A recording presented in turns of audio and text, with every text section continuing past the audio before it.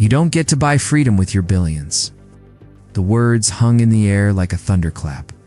Rand Paul's voice cut through the polished wood-paneled chamber, sharper than any gavel, and for a moment, even the clicking of reporters. Keyboards fell silent. Bill Gates, seated stiffly under the fluorescent glare, blinked as if someone had just dragged him out of the insulated comfort of his empire and placed him on trial before the American people. This wasn't supposed to happen. Gates had walked into the hearing as he always did, with the aura of inevitability, the quiet smugness of a man who had bent presidents, scientists, and entire global agencies to his vision. He came armed with numbers, charts, and polished talking points about saving millions of lives. But Rand Paul's opening volley wasn't about statistics. It was about power. It was about freedom. The chamber felt charged, as though history itself was leaning in to listen. Staffers exchanged nervous glances. A cameraman adjusted his focus, sensing the shot that would replay on cable news loops for days. Somewhere in the back row, a muffled gasp carried across the silence. And then, like a narrator pressing pause, the scene seemed to freeze. A voice echoed beyond the room, beyond the hearing, beyond the moment itself. The world stopped to watch. This was no longer just a policy discussion. It was the collision of two Americas. One represented by a billionaire philanthropist, cloaked in the righteousness of science, wielding influence without accountability. The other embodied in a Kentucky senator, defiant and raw, channeling the restless voices of parents, workers, and immigrants who had learned that freedom wasn't gifted, it was fought for. The accusation reverberated online within seconds. Phones lit up, hashtags began to bubble. Live streams spiked as ordinary people leaned closer to their screens. Something more than a debate was unfolding. It was a clash of worldviews. A test of whose truth would command the stage. And just when it seemed that Rand Paul's words might define the moment, Bill Gates leaned forward, his lips curling into a calculated half-smile. His reply was measured, but its weight would detonate far beyond the room. Because what, Gates said back, would ignite a storm felt far beyond the chamber. For decades, vaccines have been more than medicine in America. They've been symbols of trust, of fear, of freedom, of control. In one corner, they represent progress, the triumph of science over plague and death. In another, they embody suspicion, the creeping sense that unseen hands are deciding what goes into a child's body without the parent's consent. This duality has shaped town halls, family dinner arguments, and now, under the unforgiving spotlight of the Senate, it was shaping the clash between Bill Gates and Rand Paul. Gates had long stood as the face of global health ambition. He poured billions into eradicating diseases overseas, built networks with the World Health Organization, and positioned himself as a kind of benevolent architect of humanity's future. To his admirers, he was a modern-day pioneer, a man willing to wield his fortune not on yachts or palaces but on vaccines that could save generations. Yet to his critics, Gates represented something darker, an unelected titan steering policy through wealth, deciding for millions without asking permission. Rand Paul seized on that unease. But he didn't speak in the language of data models or academic journals. He spoke in the blunt cadence of liberty, of parents who felt pushed aside, of immigrants who had fled regimes that dictated every choice. To them, mandates sounded too familiar, too heavy-handed. Paul became their vessel. Their sharpened spear pointed at Gates's sprawling influence. The stakes could not have been higher. At issue was not merely science, but sovereignty. Health stood on one side of the ledger, parental rights on the other. Trust in medicine, already fragile from pandemic scars, trembled in the balance. The American promise that citizens, not corporations, not billionaires, not even well-meaning philanthropists held the final say in their own lives was under siege. Inside the chamber, Gates calmly unfurled charts, pointing to declining disease rates, lives spared, futures restored. His words carried the cadence of inevitability. How could anyone deny this progress? He invoked global solidarity, the idea that America's choices echoed across continents. For a moment his tone commanded the room as if he were the sole adult among squabbling children. But across the dais Rand Paul's jaw tightened. His eyes flashed not with the cool detachment of numbers, but with the fire of conviction. He listened, yes, but his silence was heavy, anticipatory, a silence that told the audience he was about to strike. Gates may have owned the graphs, but Paul owned the pulse of those who had grown weary of elites explaining away their fears. The tension built with every slide. Gates presented freedom against safety, choice against collective good. Who would America side with? Immigrant mother who wanted to say in her child's health, the scientist who promised miracles through needles, the senator who shouted about liberty, the billionaire who spoke of saving lives. Each side carried truth. Each side carried danger. And then the moment of balance shifted. Just as it seemed Gates had secured the upper hand, his arguments polished, his aura of authority intact, Paul leaned into the microphone. His voice, low at first, cut through the hum of cameras and note-taking. He didn't reach for rhetoric. This time, he reached for something colder, harder. Data. The chamber braced itself. The audience leaned forward, and just when it seemed Gates had the upper hand, Paul dropped a bombshell statistic. Bill Gates was never elected to office, yet his reach stretched farther than many presidents. His fortune, born in the garages of Microsoft, had ballooned into the kind of wealth that could bend industries and governments alike. By the time he turned his gaze from software to saving lives, Gates was no longer simply a businessman. He was a symbolist savior to some, a puppet master to others. Through the Bill and Melinda Gates Foundation, he pledged billions to eradicate malaria, to expand vaccine access, to rebuild fragile health systems across Africa and Asia.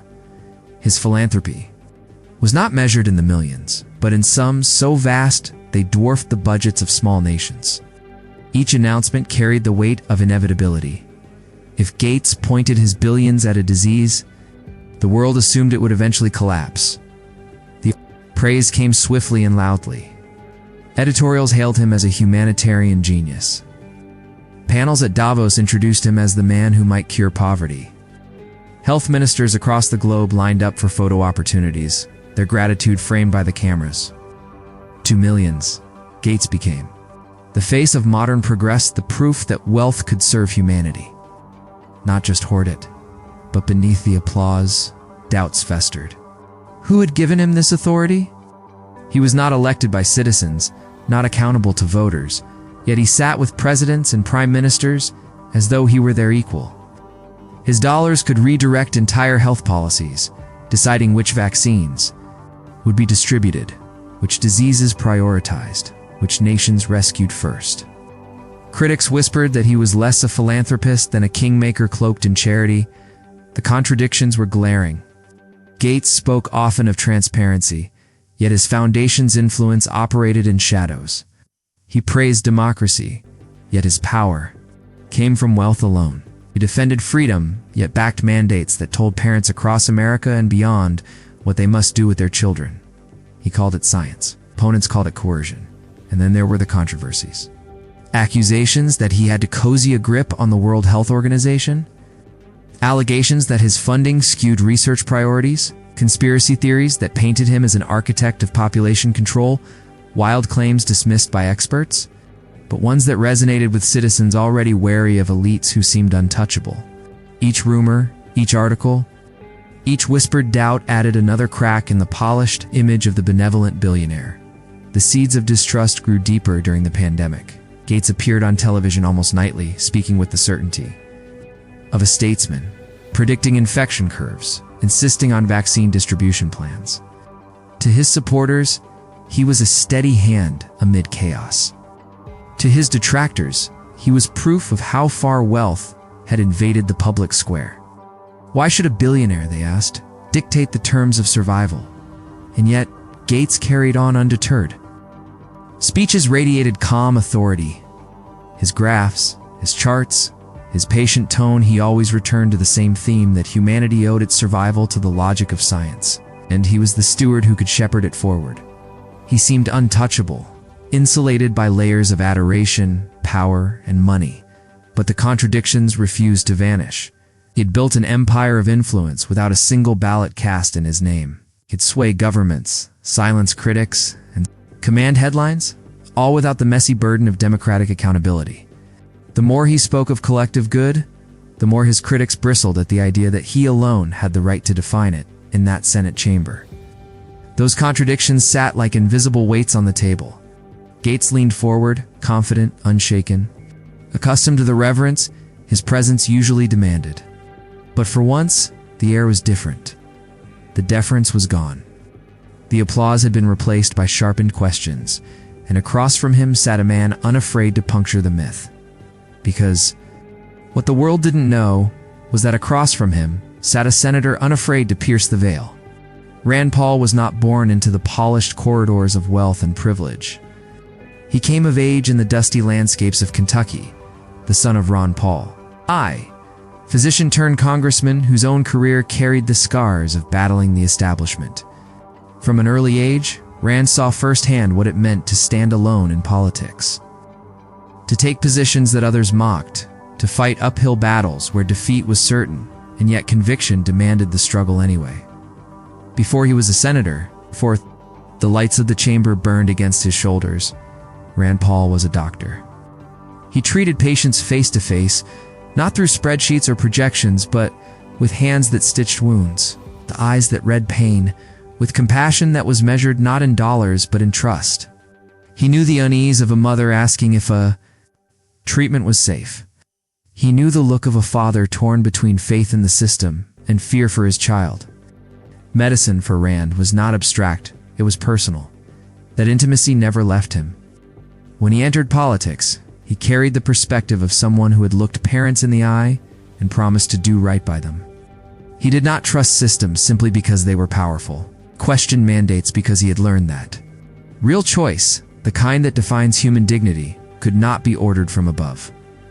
But Rand Paul was no saint. He was stubborn, sometimes reckless, and his libertarian convictions often brought him ridicule. Colleagues rolled their eyes at his speeches. Commentators dismissed him as fringe. He was called naive, contrarian, disruptive. Yet behind the labels was a man who believed, with unyielding fire, that freedom was not negotiable, not even in the face of crisis. His clashes with authority became legend. When Anthony Fauci sat before Senate hearings, Rand Paul was the thorn that would not retreat. He grilled, he interrupted, he pressed with relentless skepticism. To some, he was grandstanding. To others, he was the only voice refusing to bow to a narrative that demanded obedience. These battles carved his identity not as the most powerful man in the chamber, but as the most defiant. In Rand Paul's world, every parent mattered. Every immigrant who had fled regimes that silenced dissent carried a story worth defending.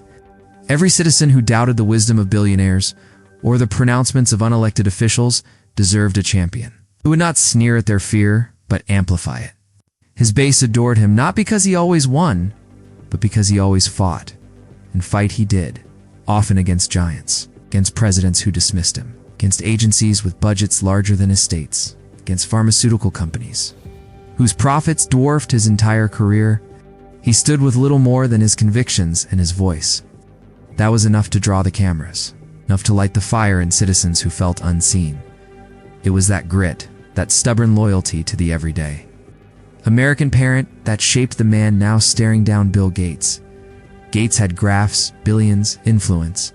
Paul had questions, conviction, and the raw authenticity of a man who had been dismissed 1,000 times but never silenced. He was flawed, yes. He could stumble in rhetoric, appear brash, alienate allies, but to those who listened closely, his imperfection was precisely what made him real. He was not a sculpted savior in a boardroom. He was a man who carried the scars of losing fights, who bore the ridicule of pundits, who still returned to the arena because some battles mattered more than victory. On that day in the Senate chamber, the weight of his journey pressed into his voice, the echoes of his father's lonely votes, the memories of patience searching his eyes for reassurance, the jeers of colleagues who thought him reckless. All of it fused into the steel of a man unwilling to yield. He sat across from Gates not as an equal in wealth or power, but as something rarer, a vessel for the millions who felt their voices drowned out by elites.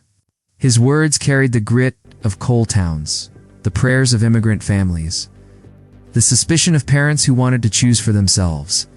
He was imperfect, but he was theirs. And on this day, his words would land harder than ever before. Chamber air grew taut, stretched thin like a violin string moments before it snapped. Rand Paul leaned forward, his finger stabbing at the table as if it were the very edifice of Gates' empire. "Science isn't a blank check for control," he declared, his voice slicing through the heavy air. "The American people don't owe you obedience just because you have the money to bankroll their futures." Gates, unflinching, adjusted his glasses and let the silence work in his favor. Then, with the cadence of a man who had explained the same truth countless times, he replied, "What do you call control, Senator? The rest of the world calls survival. Vaccines aren't chains. They are shields. Shields that keep children from dying before their 5th birthday." His voice was steady, professorial, tinged with the weight of decades in philanthropy. The audience murmured a wave of approval, rippling across those who trusted him. But Paul was not here to play the student. He leaned in further, his eyes flashing with the conviction of a man who had carried countless parents' worries into the operating room. And yet, Paul countered, those same shields are wielded like weapons when people refuse them. What freedom is left if a parent can't decide what goes into their child's body? What liberty survives when billionaires and bureaucrats write mandates in the shadows? A gasp rose from the gallery, one part shock, one part admiration for his audacity. The senator's words carried an edge sharp enough to make even Gates hesitate. For a moment, the philanthropist looked less like the architect of global progress and more like a man cornered. But Gates recovered. He raised his hands, palms open, his voice softening. "I've been to villages where mothers wept because one vaccine never arrived. I've buried statistics in the ground alongside the children they represent. Freedom, Senator, means nothing if you don't live long enough to claim it." The room quieted to a pin-drop silence, the kind that makes every heart pound louder. Paul let the words hang before striking back. "I've stood by the bedside of children in America. Healthy, vibrant, whose parents were told they had no choice but to comply. You want to talk survival? Survival of what? A system where elites dictate to ordinary families. A future where the unelected decide who deserves protection and who pays the price." The clash had moved beyond facts into the realm of moral theater. Every word carried the weight of symbolism: freedom versus security, democracy versus expertise. Each side painted the other as dangerous, each positioned themselves as savior. The chamber became less a hearing and more a battlefield of ideas. With every spectator caught in the crossfire, Gates adjusted again, his composure slipping into a tighter resolve. "The stakes, Senator, are not your politics. They are human. Lives. Every time doubt is sown, another family hesitates. Another child goes unprotected. Another outbreak spreads. Numbers don't care about liberty. Diseases don't care about ideology." Paul struck back immediately, refusing to yield ground. And yet numbers can be twisted, cherry-picked, sold to the highest bidder. Lives can be reduced to data points in your glossy reports, while mothers and fathers lose their right to decide. That is the crisis you ignore. The audience shifted, torn between admiration and unease. Each volley seemed to redraw the battlefield lines. Data versus principle, survival versus freedom. And yet neither man blinked. The debate was no longer about policy. It had transformed into a referendum on who held the moral authority to speak for humanity's future. The tension grew unbearable. Staffers fumbled with their notes, senators whispered among themselves, and reporters scribbled with frantic energy. Every phrase could become tomorrow's headline. Every pause carried the risk of looking weak. And then, as if on cue, Paul leaned back, his voice dropping into a lower, more deliberate register. "You speak of data, you speak of lives. But what about this, Mr. Gates?" He paused, letting the weight of the moment pull the audience closer, every ear straining for what was about to come. A statistic that undermines the very foundation of your argument. The chamber froze, suspended in anticipation. Murmurs cut short. Even Gates' steady posture faltered, his brow furrowing as if bracing for impact. And in that silence, the drama reached its peak. But then came the moment that shifted the entire debate. Rand Paul leaned forward, his voice dropping too, a sharp whisper that still carried across the chamber. "Mr. Gates, you speak of saving lives with numbers and charts? But let me give you one of my own. 43% of Americans now say they no longer trust the institutions pushing these vaccines. That's nearly half the country." He let the statistic hover like a guillotine blade. Do you know why? Because they see men like you, unelected, unaccountable, wielding global power as if democracy were just a minor inconvenience. The chamber stilled. Cameras zoomed in. Gates' jaw tightened. He adjusted his glasses, but the gesture looked less like habit now and more like defense. Paul continued, his cadence building like a prosecutor delivering a closing argument. "You stand here as though you represent science itself. But science, Mr. Gates, is not a crown for billionaires to wear.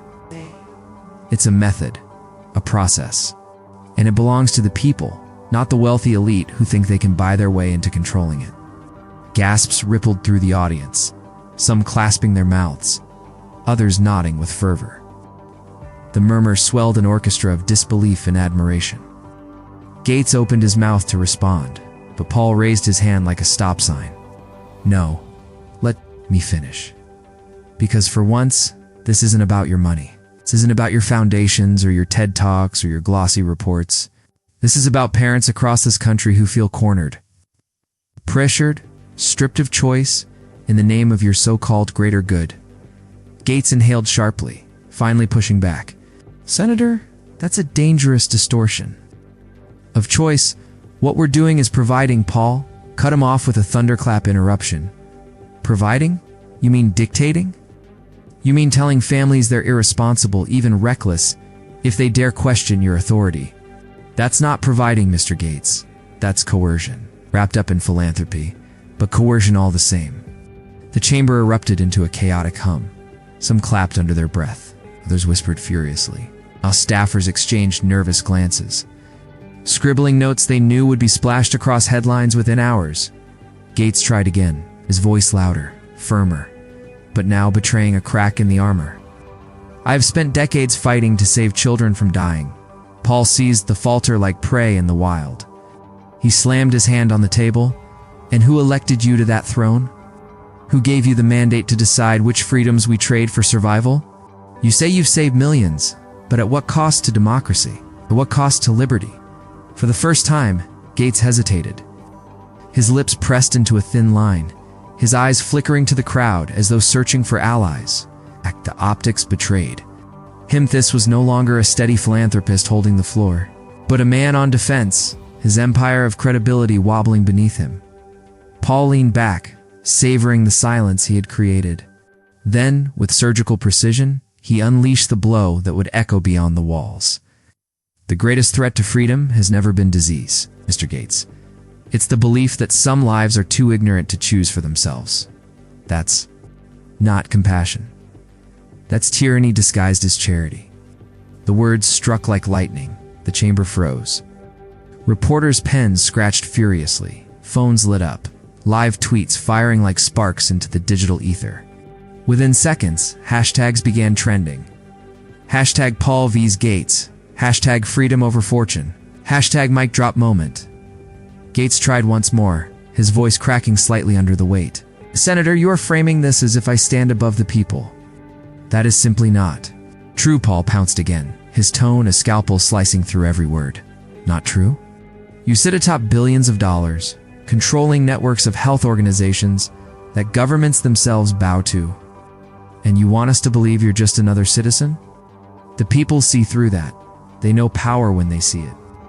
They know influence when it masquerades as goodwill." The audience gasped louder this time. The senator's rhythm was relentless, every sentence honed to pierce deeper into the public psyche.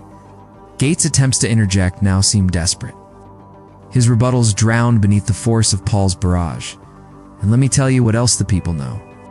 Paul pressed, his voice resonant, almost cinematic in its delivery. know that freedom is not handed down from billionaires. It is earned, fought for, and defended by ordinary citizens. And they will not trade it away for promises that come with strings attached. Silence. Not the silence of disinterest, but the charged silence of history in the making. You could feel the weight of 1,000 live streams, millions of viewers watching in real time.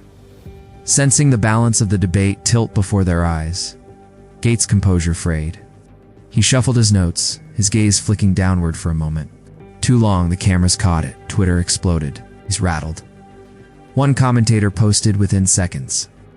Another clipped the moment, captioning it, "Paul just broke Gates on live TV." And then came the final thrust, the true mic drop. Paul leaned forward, his voice soft, almost tender, but laced with fire. "You've built a legacy on saving lives. I won't dispute that. But mark my words, Mr. Gates' freedom is a life worth saving too. And today, you stand on the wrong side of it." The chamber erupted not with applause, for protocol restrained them, but with energy so palpable it felt like the walls themselves trembled. Senators whispered fiercely, aides scrambled, the press gallery hummed like a hive of electricity. It was no longer just testimony, it was theater. A battle of ideology. A clash that would be replayed in classrooms, on podcasts. On late-night shows for years to come, Gates attempted a final defense, but the momentum was gone. His words stumbled, trailed, fell flat against the roaring silence that followed Paul's. Closing blow. The philanthropist, who once seemed untouchable now, appeared weary, defensive, diminished under the glare of scrutiny. Paul leaned back at last, folding his arms with the calm satisfaction of a man who had delivered exactly what he came to deliver. Around him, the chamber buzzed like a storm about to break, and outside, beyond those ornate doors, the world was already erupting. Clips circulating, memes flooding feeds, influencers narrating their hot takes, cable networks cutting to breaking, news banners. The mic drop wasn't just in the chamber, it was everywhere. It was alive, multiplying, electrifying. But what happened outside the chamber was even more explosive.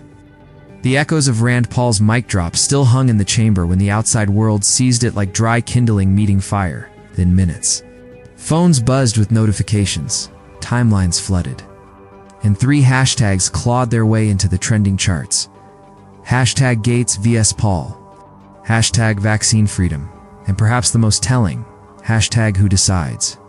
The nation wasn't just watching a Senate exchange anymore. It was reliving it, reframing it, and weaponizing it across every corner of digital culture. Clips sliced down to 20-second bursts began ricocheting through TikTok. One showed Paul's hands slamming the desk, captioned, "This is what courage looks like." Another froze on Gates, fumbling his notes, the text reading, "When billions can't buy confidence." Teens stitched reaction videos, some cheering, others mocking, but all spreading the moment into millions of new feeds.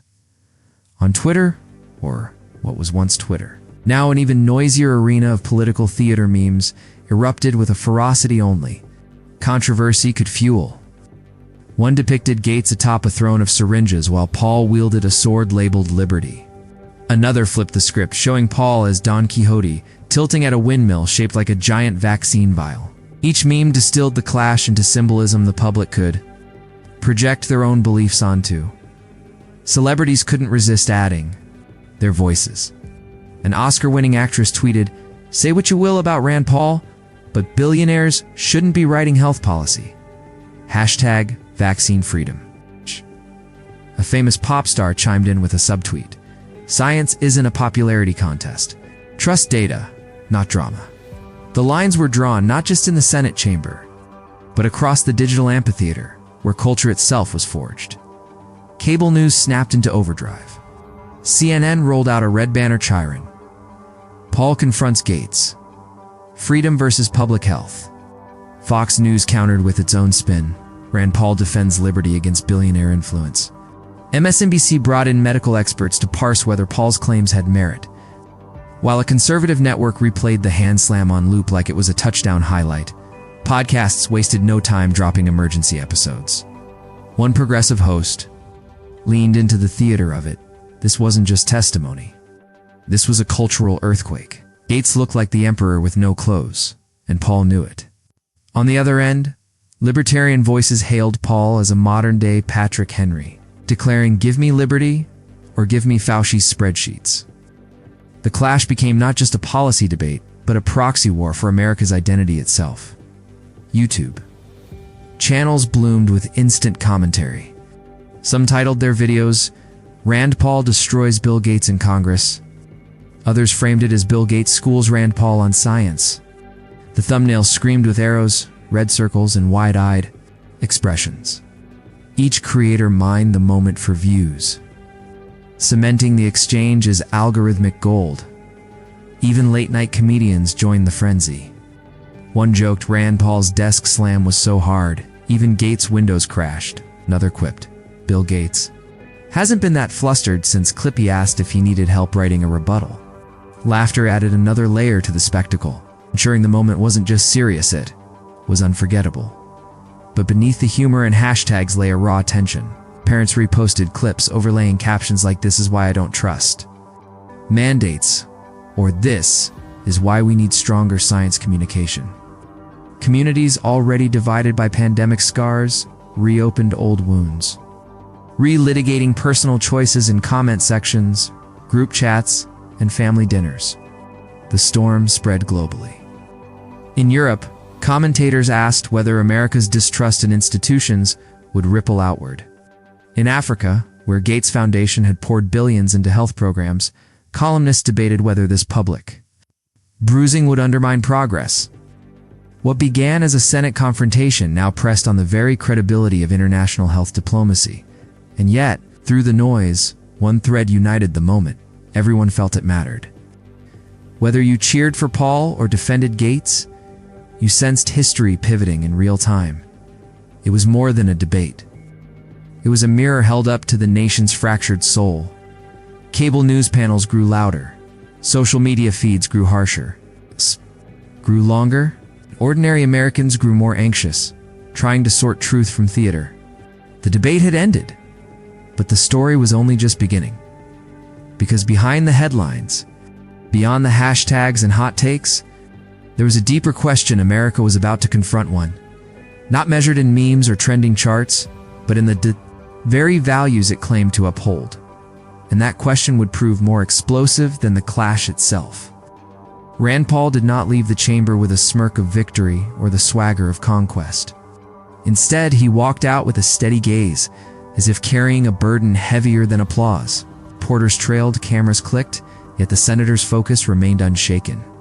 His words had been fiery, yes, but beneath the clash lay a quieter, deeper truth he wanted the country to hear.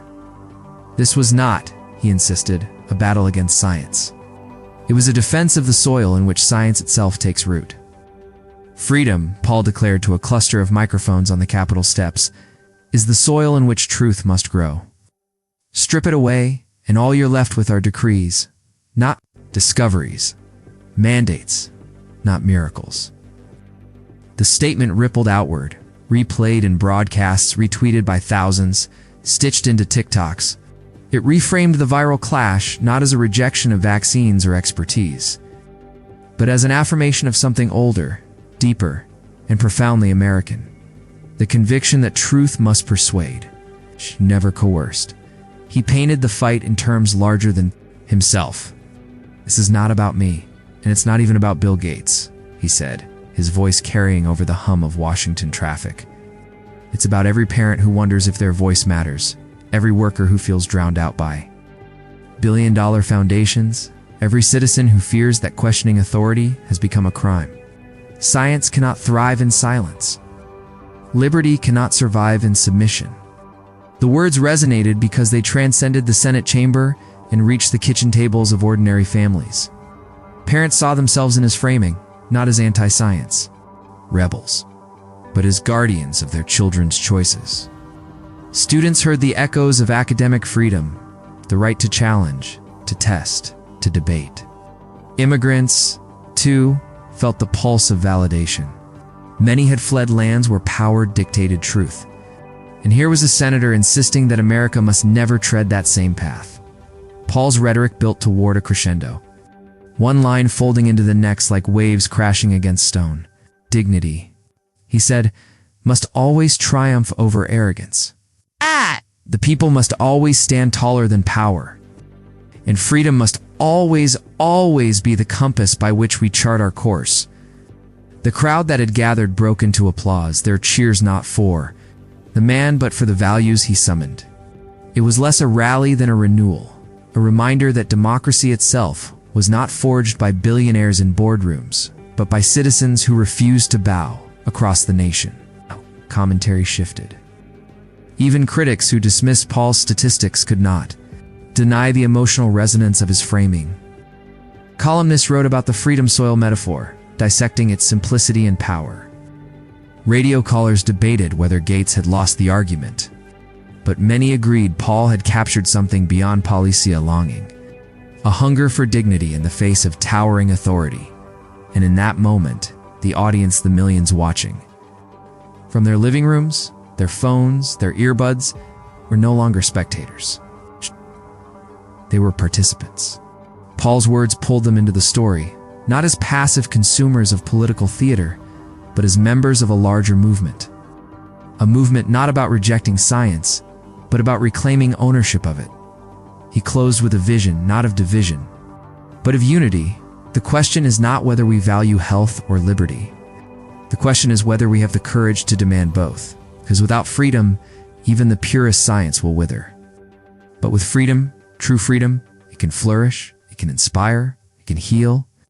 The sentence lingered, suspended in air. A benediction and a challenge all at once. The clash between billionaire and senator had begun as spectacle, but it ended as something far more enduring. A parable about the balance between knowledge and liberty, authority and choice. For in that balance lay not only the fate of policy, but the very soul of a nation. And as the applause rose, as the headlines spun, as the country argued late into the night, one truth pulsed louder than all the noise. This was not the end of a debate. It was the beginning of a movement where every viewer, every parent, every citizen would be called to answer a timeless question. Which side of history will you stand on? Power or people? And with that, America braced for what would come next. The cameras may have stopped rolling in the Senate chamber, but the story of Bill Gates versus Rand Paul clash over vaccine freedom explodes was only just beginning.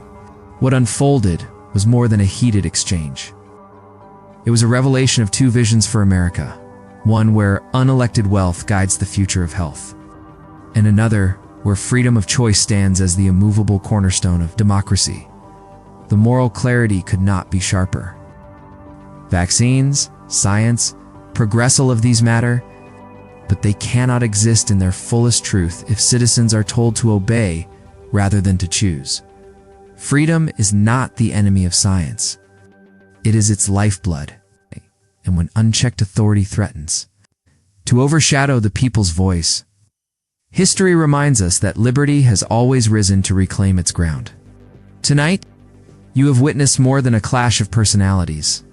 You have witnessed the power of dignity over arrogance, of people over power. You have seen what happens when one voice dares to stand up and say, "Enough." And now the question is yours to answer. Will you watch from the sidelines, or will you stand with those who refuse to be silenced? If you believe freedom is worth defending, share this story. Pass it forward. Let your voice echo in the digital squares where movements are born. And if you want to stand with voices unafraid to challenge power, subscribe now, because together we are louder, stronger, and unstoppable. Because in America, liberty doesn't just survive, conflicted rises from it. And every time it does, it carries us closer to the nation we were always meant to be. The choice, as always, is yours.